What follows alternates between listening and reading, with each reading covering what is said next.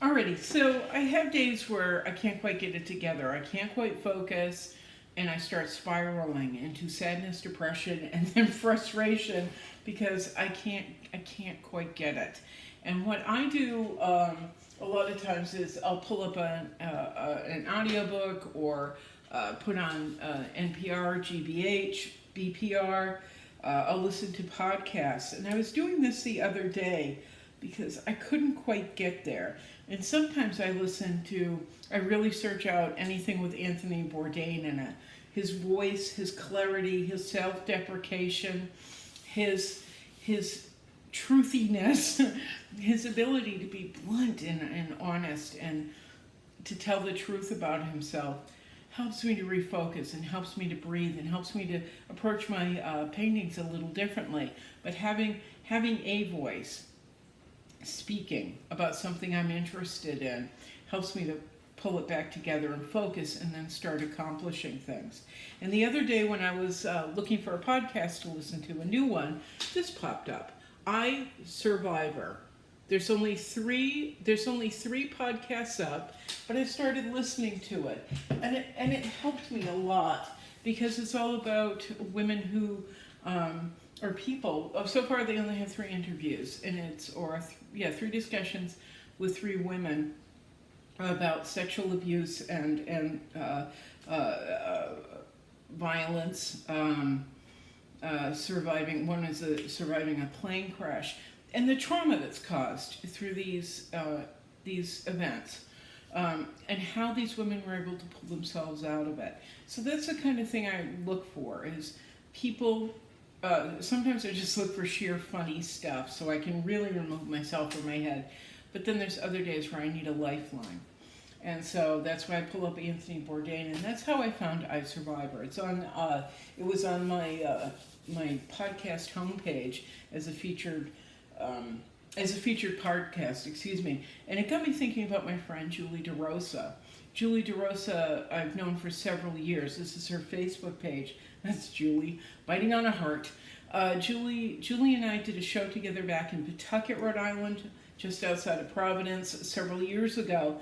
We did it with her husband Chris, friend Chris Pasinich, Raphael Coelho. I'm trying to remember. There were a few people involved, but I think it was Julie's first show. I invited her. As I recall, she had never done a show before. So I said, well, why don't you be a part of it? And she wasn't just showing up with her work, she helped to organize it.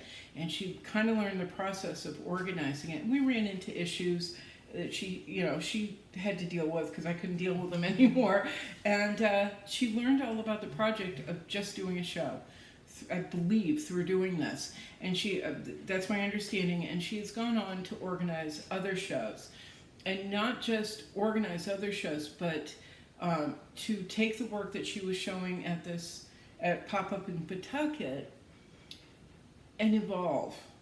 Her work has evolved greatly. She was doing these little panoramic kind of, I'm sorry, Julie, if I'm getting this wrong. This is how I understand things. Slightly decorative panoramic pieces that were meaningful to her. But I could see in her work that she was reaching for something more. She was reaching for that depth that I talk about in a lot of videos, going deeper and deeper and deeper and finding layer and meaning and an impetus for the work, a real intent. She had intent at this one particular show, but it kind of felt like she was looking for another avenue. And I think she's found it. I've been following her online since leaving Rhode Island. We are still friends. We spoke on the phone a few weeks ago. I really appreciate her as a friend, and I appreciate having her in my life as an artist. She is loyal. She holds so many values dear that I hold dear. She has the characteristics that I appreciate in people. She is kind. She is patient. She is loyal. She is determined. She is driven. She's in her studio every day. She's always working. So it's lovely to have a friend like this in my life, a very powerful friend like this in my life. Now, Julie, as I said, she's been doing these assemblage pieces, where she starts off, she builds a box. She uses found boxes sometimes, but then she builds her boxes as well, so she's working with wood. She uses found pieces from flea markets and like Brimfield and antique shops. But then she also builds her own molds and makes polymer models that she will then use repeatedly throughout her pieces. One of the core thingies that she uses in a lot of her assemblage pieces is the heart, and there she is chewing on one there. But she uses anatomical hearts, and I've been hoping to get my hands on one at some point in time down the road. I want to, but I am getting one in the mail for a project she's working on. Unfortunately, I have to send it back. But anyway, and I'll tell you about that in a sec.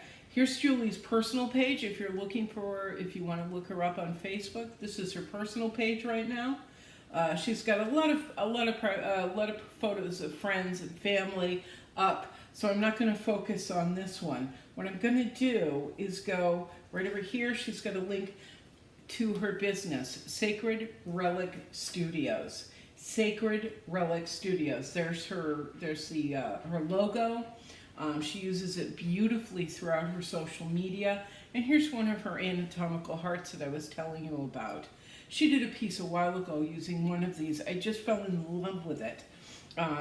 It's just in a small box that she made and painted and glazed with the anatomical heart attached, but the hole cut out in the center and a little blue robin's egg set in and a piece of glass placed over the top. It's nestled in a nest, and there are other items as well, but it just carries such weight for me, that fragile robin's heart in the center of this anatomical heart that she's molded and painted and developed herself. There goes my cat. But here's her page. If we go down and down, you'll see there's post after post. There's one. There's two of her boxes. She's made these beautiful stands that they go on. She really develops, I hate to put it this way, but a beautiful product. But it's not just a beautiful product. It's deeply meaningful. It has the layers. She makes these hands that you see in here. And again, her logo.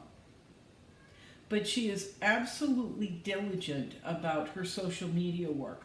Her Instagram page is never ending.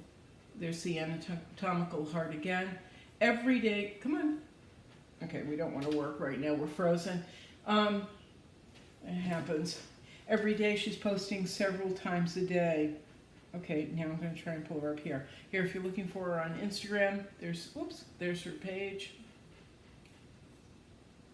And as I said, there's pictures of family, friends, her dog Jack. But anyway, Julie's working on a project right now,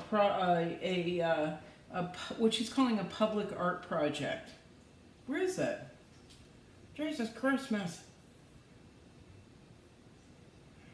Blowing up. Here we go. There we go. Okay, never mind. Anyway, to start with, Julie does these workshops called Survivor Shrine workshops, where she invites people into her studio, and they build these shrines to survival, whether it's survival of mental or emotional abuse, sexual abuse, some great trauma that they are working their way through. You are invited to come and build a shrine, and she to your own survival. And this is at the heart of Julie's work, her own survival. She's been through so many traumatic events that were hoisted upon her, and then traumatic events that have come from the inside out. She and I suffer from different illnesses, but are very similar in symptoms. She's a survivor of that. She's a survivor of other issues that I won't discuss. I'll allow her to do it. She's very public about her struggles. She's written, if you go to her website, she's written a little bit of a manifesto about it. She's very, very open, but I'll let her discuss it out of respect. Here she has the survival workshop. The next one's coming up August 18th. You have to contact her to see if there's still room. But she's doing a public art project now called Resilient Heart. The Resilient Heart Art Project. Oh my God, I'm so lost today. She's doing a public art project called Resilient Heart, where she's making 10 of these anatomically correct hearts and sending them out into the world. And what you are supposed to do, your assignment is to hold the heart in your hand, take a picture of yourself with the heart in the hand, and you talk about what you have survived. And here's one of her friends. Oh, here's two friends. This is up on her webpage, so I'm guessing this is public domain at this point. I'm a survivor and life is beautiful. That's what her friend Margaret has said. That is her response to this public art project. Let's pull up this woman. Her friend Mariah. I am a survivor because I continue to choose love. I'm a survivor because I continue to choose love. And like Anthony Bourdain, like the women in the podcast, I Survivor. There's a little bit. I feel there's a little bit of a cleansing in being able to do this, into putting your survival into words and then to a visual. If you're interested in getting involved in her Resilient Art Project, which again is a public art project, please DM Julie either through Facebook, Instagram, or through her webpage. And again, I'll take you back to, where is her webpage? I'll bring you back to her webpage. I'm being very unclear today, and I'm terribly, terribly sorry. Okay, that definitely is her homepage. So you know how to get a hold of her. Her name is Julie DeRosa, Julie McHoul DeRosa. I'll show you her sacred relic, so you can find her on Facebook, Instagram, Pinterest. Oh, I didn't show you. She has a Pinterest page that is really full, and she's highly Googleable. So I'm going to get off this since I'm now spinning my wheels uncontrollably, and I'm going to try and get some other things done today. But Julie McHoul DeRosa. Julie DeRosa. Anyway, ciao.